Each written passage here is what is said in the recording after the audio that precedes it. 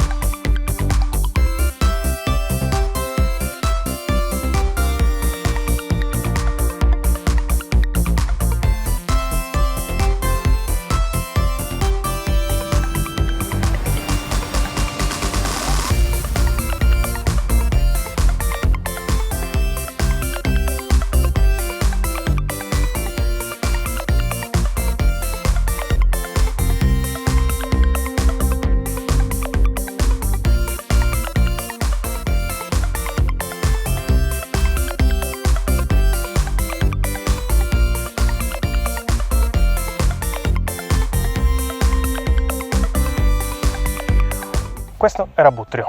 Se avete altri posti da consigliarmi, lasciate un commento. Ci vediamo alla prossima!